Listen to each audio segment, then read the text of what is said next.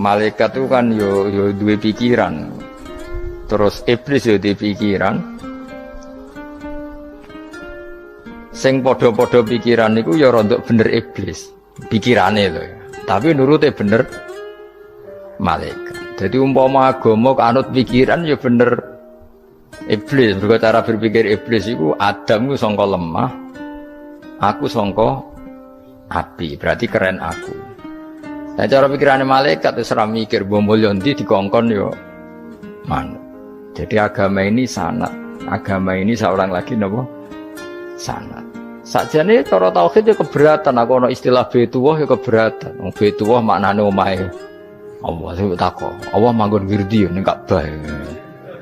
Jadi kita harus ngikuti ulama. Dikatakan Baitullah itu nama penghormatan. Sesuatu itu mulia, maka disebut Baitullah. Bukan berarti Allah nempat di situ.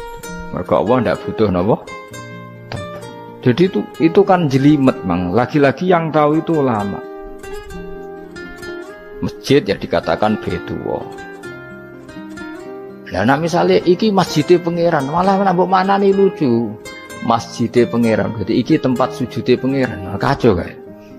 Tapi berhubung wong ora paham alhamdulillah demen iki masjidé pangeran. Jajal maknani bahasa Arab. Iki masjidé pangeran, maknani terjemah. Iki tempat kacau. Ibarat kayak bodoh ora roh nek iku kacau.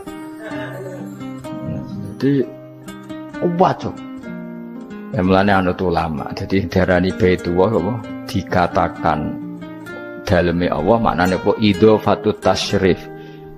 Napa idhofatut tasyrif maknane omah sing mulia sampai diistilahno daleme Allah. Kalau dalam ngaji-ngaji ulama itu agama ini dari awal unik. Allah melarang sujud kepada batu. Tapi kita sholat itu madhep Ka'bah. Kemudian juga ada batu. Makanya kita harus menanamkan bahwa semua sujud itu lillahi ta'ala. Dan soal ada arah, ya penting arah. Nggak mau arah madhep segoro kidul lah repot. Jadi arah itu mau dipakai kesepakatan untuk menunjukkan kalau kita muslim, arahnya sujud itu ke Ka'bah. Tapi tetap sujud kita hanya lillahi ta'alanya karena Allah. Nabi nanti takut Yahudi Muhammad nak langit bumi ku sok ben hancur pas kiamat. Terus manusa sing mati mulai Adam sementara ditakok endi. Jadi nak takok ngono mirip so. Mirip Yahudi. Nak mirip Sugair apa-apa, nak mirip ngamure. Jadi agama ini selalu disoal pakai akal. Jadi agama tanpa akal ya ora iso berdiri, tapi kalau terlalu mbok akal itu ya repot. Ya makanya tadi itu pentingnya riwayat. Seorang lagi pentingnya apa? Riwayat. Makanya coro Imam Malik itu gak suka sama agama di logika itu gak suka. Karena nanti orang yang punya logika terus merasa lebih punya otoritas terhadap apa? Agama. Ya wis sesuai ngono agama iku angel oleh nerangno sampean agama iku. Sampeyan saiki tak bedheki. Nabi Adam diusir kondi. Swarga. Terus wargane Nabi Adam saiki didakoni. Mergo swarga iku luase sak langit bumi. Lah nek iku saiki didakoni ndi? Swarga lebih luas ketimbang langit. Kan enggak mungkin sesuatu yang luas diletakkan di yang sempit. So, akhirnya Mu'tazilah gak percaya anane swarga zaman Nabi Adam. Jadi swarga sing cerita Adam itu tidak sama dengan surga yang nanti arduhas samawati wal ard. Jari ahli sunnah ya sono. Lah ning ndi wis ra roh pokoke ono. Ya itu kan sama-sama terus diterusno wong debat. Ya sudah guys. Nek cara aku wis mlebu sik kok gampang nerangno nek wis bar roh. Secara teori kan gitu, ora roh kok nerangno sak usih. Bro. Ya sudah sampean bu swarga wae lagi apa? Lagi nerangno. Pas aku nerangno kowe ra ning swarga ya wis ra ketemu. Wis kono enak nang cangkem elek ngono wis aku ben nerangno kowe ra ning kono ya wis akhire gak. Apa cocokan sampean? Aku tak nerangno swarga lah sing kono ben nerangno neraka. Koroe neraka. Agama itu unik. Ya karena tadi apa ya? Dari awal agama ini di kaum yakilun, tapi akal yang berlebihan itu ya mengganggu agama. Ya sudah, makanya saya ulang lagi itu riwayat ya. Sebagian ini apa? Riwayat. Inna hadzal ilma dinun fanzuru amman ta'khuduna dinakum. Agama ini ilmu. Kemudian kamu harus dari sanad yang benar. Ya. Dari sanad yang apa? Dari sanad yang benar. Ya sudah seperti itu.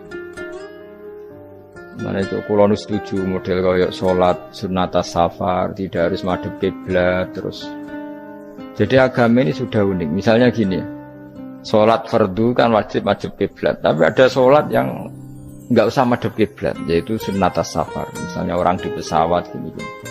Karena guling-gilingan, nah, hakikatnya kiblat itu tidak fokus kita namun Allah Subhanahu wa Ta'ala. Jadi memang agama, tapi lagi-lagi itu butuh riwayat. Seorang lagi butuh riwayat. Kalau nggak pakai riwayat terus kau Abu Nawas kabeh. Karena tadi Amerika, seorang lagi Amerika, itu kalau dibor pas New York itu kena Ka'bah. Lah logikanya kalau arahnya pas itu kan bebas arah. Berarti orang Amerika oleh sholat bebas. Tidak bisa seperti itu, ya tetap anut konsensus ulama sana atau tradisi sana, kiblat itu ngambil arah mana, karena dia pas. Ya bumi yang ada arah itu secara akal kan hanya rubuk 1/4. Makanya kalau kamu belajar falak itu ada rubuk, lainnya itu sudah tidak ada arah. Misalnya bumi bulat bola, yang sama atas dikatakan sama-sama di atas, ya kadarnya hanya 1/4, lainnya itu sudah dikatakan samping. Makanya seperti Denmark itu ada daerah yang siang itu sampai 3 bulan, entah berapa siklus sekian puluh tahun. Ada yang lebih lama siangnya sampai 18 jam. Kalau di Eropa kadang puasa itu sampai 18 jam. Ada yang selalu gak kena matahari kayak kutub utara, kutub selatan. Nah makanya kalau misalnya sholat itu ngikuti apa? Kalau ngikuti matahari, orang kutub sholatnya hanya maghrib, isya, subuh. Gak wajib poso, orang tahu ono berino misalnya. Ya tidak bisa seperti itu. Jadi kalau nuruti logika kan terus berdebat terus. Tapi kalau nuruti rasa sebagai hamba. Orang kutub butuh sujud sama Allah, orang kutub butuh loyal sama Allah dengan memperlakukan puasa. Ya sudah, akhirnya kita harus puasa. Nah, lalu kalau ukurannya matahari, mereka tidak punya matahari. Memangnya puasa itu penyebabnya wujudnya matahari, apa penyebabnya loyalitas sama Allah Subhanahu wa Ta'ala? Loyalitas. Kalau penyebabnya matahari, ya berarti kalau nggak ada matahari, nggak usah apa? Tidak usah seperti itu cara berpikir. Makanya ngikuti ulama. Karena ulama yang tahu tradisinya Allah dan Rasul. Ya seorang lagi ulama yang tahu tradisinya Allah dan Rasul. Meskipun ya kadang saya enak dewe ulama. Mergo ya kadang ya mau kalau bolak-balik ngomong. Gak diterang nombek cangkem elek ora paham-paham. Makanya masyhur itu ada kiai di debat sama orang rodok PKI. Pak Kiai, kalau setan dari api masuk api kan biasa. Terus susahnya apa? Mau materinya dari api. Terus Kiai itu mek lemah, swawarna raine. Loro cung, nggih sakit. Jare wong kok lemah, kena lemah kok loro. Karena serak kena diterangno. Manusia materinya kan dari tanah, berarti kena dipendem urip-uripan. Piye ya? Ya loro ya. Lah iya jare kok lemah kok dipendem ning lemah kok. Karena dijelaskan pakai lisan yang baik, gak paham-paham. Sebenarnya kita ini ingin selalu baik, tapi ada orang-orang diterangkan cara baik-baik itu. Wah, kayak misalnya ono wong kondo, Gus kula nu bojo kula cerewet ngene-ngene, apike kula pegat. Dicereweti bojo mbek diarani duda lara ndi? Oh lara diarani duda isen. Kue payu rabi dicereweti, ambek ra payu rabi jomblo, sakit mana? Sakit distatuskan jomblo. Malah kena dicereweti sabar prestasi baru. Mesti wong ku diwolak-walik. Lan jar wis kula tak malan kula seneng mbek Imam Syafi'i. Kowe dirasani wong ning ngarepmu, diomongi, ambek dirasani seneng ndi? Seneng dirasani cara kowe. Jare Imam Syafi'i bukti ke wibawa, buktine ngomong ning ngarepmu rawani. Jadi Imam Syafi'i itu rileks urip.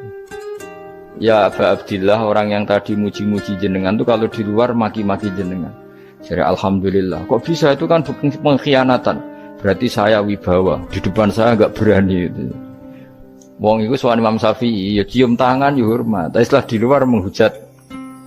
Singkat cerita dilaporkan ke Imam Syafi'i. Orang yang tadi nyium tangannya jenengan itu di luar ngerasani jenengan. Jadi Imam Syafi'i, alhamdulillah berarti aku wibawa, mendengar kurawani. Ya dianggap enteng saja. Terus ada orang misoi Ja'far Shadiq. Sayyid Ja'far Shadiq itu Sayyid putune Nabi, orangnya soleh alim, gurunya Abu Hanifah. Di antaranya gurunya Abu Hanifah itu Sayyid Ja'far Shadiq. Itu kalau dihujat orang diomongin ini, dimaki-maki, sampai ke rumah. Pas mau masuk rumah, kamu masih ingin maki-maki saya? Iya, tak tunggu sampai selesai. Setelah selesai, sudah, sampun, sudah. Masih emosi orang, sudah. Kamu misoi saya berdasar apa yang kamu ketahui. Yang tidak kamu ketahui lebih banyak, maka saya tunggu.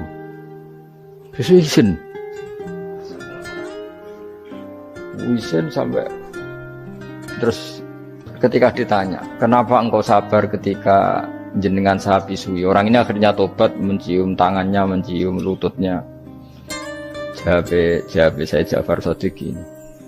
Aturahu tu'sokurhan, aturahu yu'sokurhan. Kowe ora ngrafaham kalimat itu, tapi tak terangkan ben dadi wali. Kowe roh pangeran, ya tahu. Sing durakani pangeran tuh banyak enggak, yang maksiati pangeran tuh banyak enggak? Banyak. Lah iya, pangeran sing di langit bumi wae dimaksiati, apa meneh terima aku. Akhirnya terus jadi orang-orang soleh itu cara berpikir itu di luar kapasitas kamu. Apa ya? Mereka itu hanya Allah, taunya itu hanya Allah. Aku kan enggak egois, harga diri. Mana ada agama berdasar harga diri itu kalau dalam bahasa Arab disebut hamiyat al-jahiliyah, itu gengsi nopo? Jahil. Makanya ketika saya berkali-kali cerita itu, ada seorang ulama dipanggil tetangganya, nom. Setelah sampai situ, sudah kembali, saya tidak butuh kamu. Setelah sampai rumah dipanggil lagi, sudah kembali lagi sampai 3 kali. Ulamanya yang tetap ceria, tetap nyaman. Ketika ditanya, kenapa engkau tetap nyaman? Wahai pemuda, kamu itu tetangga saya. Kata Allah dan Rasul, nak kue iman be Allah Rasul, kon ngapi itu tangga, kon ngundang aku ya teko. Ya seneng nuruti perintahnya. Ketika kamu nyuruh saya kembali, ya saya kembali. Memang itu keinginan kamu. Kue tanggaku, aku kon nurut mbek tonggo. Aku ora urusane mbek kowe. Aku mau nyaman mbek perintahe. Nangis pemuda tadi itu tobat. Kalau kamu kan warga diri, orang kok dipimpong. Ini gak bakat wali blas. Jadi orang dulu itu nyaman. Karena ya pikirannya namung Allah Subhanahu wa ta'ala. Umar bin Abdul Aziz itu termasuk khalifah paling soleh setelah periode sahabat. Itu mau kapundhut itu sewantai. Ketika keluarganya menangis, kenapa kamu menangisi saya? Ya karena engkau mau mati. Memangnya kalau mati mau kemana? Ila khairi madhubin ilaih, kedat terbaik. Terus aku mbok kon urip awar kowe gak jelas iso ngrumat aku ta ora. Anak Allah malah jelas. Saiki apik ndi urip mbek wong ora jelas sampai sing jelas. Ya wis kapundhut. Kowe kan gak mati ku wedi. Dosane akeh. Lah mungkin nek urip terus ora dosa apa to kan. Gaya tok asline. Dosa kula cek kathah Gus kok mati terus. Ya malah apik mati ora dosa meneh. Biasa wae nek ape mati biasa karena potensinya kamu urip suwi ku dosane apa taat meneh. Ya jawab. Potensine. Dosa meneh apa taat meneh? Apa ya dosa ya taat. Terus pas mati pas taat atau pas dosa? ora usah ngono biasa ya. Sampai mati ae matur pangeran Gusti nak saene mati nggih. Mati mawon nak saene urip nggih. Urip mawon Gusti semua anut jenengan wis. Zaman kula urip sing ngrumat nggih jenengan mungkin sampean mati bisa ngelola nggih napa? Jenengan pun donya sing ngurusin jenengan kan sebenarnya kalau kita berpikir gitu kan nyaman. Zaman kamu hidup yang mengendalikan jantung, paru-paru, oksigen juga Allah. Dan kamu nggak tahu caranya, tahu-tahu hidup. Tapi setelah mati dikubur kamu iskal. Lalu sistem pernafasan saya gimana setelah saya mati? Memangnya zaman yang dunia kowe roh. Oh karena ada oksigen. Nah, terus oksigen wujudnya karena apa kowe ya ora roh? Oksigen dari zat gini lah zat iku kok sapa ya ora roh. Mau gaya tok ngomong mau tetep akhir ora roh. Nanti kadang kula gawok mbek wong goblok ora roh kabeh dari awal mau alam pokoke gak usah nerang. Nah, artinya gini, kalau zaman di dunia kamu tidak bisa mengelola diri kamu sendiri, juga sama setelah mati tidak bisa mengelola diri kamu sendiri. Semua itu al-amru biyadil, semua itu dalam kekuasaan Allah Subhanahu wa ta'ala. Ya sudah, alaihi tawakkaltu wa ilaihi unib. Ya sudah, kita pasrah saja dan kita hanya kembali kepada Allah Subhanahu wa ta'ala. Ya sudah, itu agama. Tidak bawa logika pakai akal. Wah, itu orang mati itu sudah nggak bisa apa-apa, sudah jadi tanah gini-gini. Nah, masalah catekar ya ngerti, nah, jadi tanah itu tidak bisa apa. Tapi masalahnya kita ini dikendalikan oleh zat yang bisa mengelola semua. Yaitu Nabi Adam diciptakan juga dari tanah. Ya sudah, hanya berdasar riwayat itu yang kita akhirnya meyakini setelah kita mati juga bisa hidup lagi. Iki rasa khawatir, iblis itu ya dhaif, iblis ya lemah. Nyatane ya kowe tetep ngaji jalalan. Berarti ora sukses menyesatkan. Kodang di kowe iblis. Ya kodang sampean, kon ra ngaji tetep ngaji. Kon paham tetep ora paham. Berarti iblis itu enggak keren loh. Betul, saya setiap melihat orang sholat itu menyaksikan kekalahan apa? Iblis. Jadi iblis itu ya kalah orang kok hebat ya ora. Biasa mawon, ora usah mbok sing hebat ya namung pangeran. Dari awal iblis wis menyerah ngadepi orang sing ikhlas. Ikhlas itu dimulai dari awal. Cara bahasa Inggris pokoke hilir sampai hulu sampai hilir itu kudu ikhlas kabeh. Misale kita duit, yakin nek iku wae Allah. Sehingga kita ketika ngasihkan orang itu kamu enggak merasa itu milik kamu. Sehingga enggak gampang undat. Selagi itu kamu benar keduanya awalnya salah itu masih mungkin tidak ikhlas. Uang ini milik saya, tak kasihkan kamu dengan ikhlas. Kalimat milik saya ini menjadikan suatu saat kamu jadi undat-undat karena milik saya. Tapi kalau ikhlasnya dari depan, uang ini milik Allah, ilmunya bahak milik Allah, terus tak kasihkan kamu juga hambanya. Dari awal kan merasa saya tidak punya apa-apa. Tapi selagi saya ikhlasnya hanya separuh, ilmu saya tak kasihkan kamu karena Allah, berarti masih potensi enggak ikhlas ya. Jadi kalau ngelatih ikhlas itu harus dua-duanya. Kamu punya uang milik Allah, punya ilmu milik Allah, punya jabatan milik Allah, kemudian kamu kasihkan sesuai perintah Allah, itu lebih mudah ikhlas karena la haula wala quwata illa billah. Selagi masih separuh saja salah, itu potensi berikutnya juga ikut salah. Misalnya aku ngurmat yatim kok ikhlas, duitku tak kena. Kata duitku itu menjadikan suatu saat. Dulu tak rumat, saiki jebule lali aku. Tapi kalau alhamdulillah saya pernah digerakkan Allah ngurmat yatim dengan milik Allah juga. Sehingga kita sekedar pernah melakukan ketaatan ini senang. Enggak penting berikutnya anak yatim ini nanti peduli kita apa enggak, enggak penting. Yaitu ikhlas ya. Ikhlas itu sesuatu yang semuanya lillahi ta'ala. Dan inna sholati wa nusuki wa mahyaya wa mamati lillahi rabbil alamin. Masyhur itu khilafnya ulama. Apakah malaikat itu termasuk umatnya Kanjeng Nabi Muhammad sallallahu alaihi wasallam?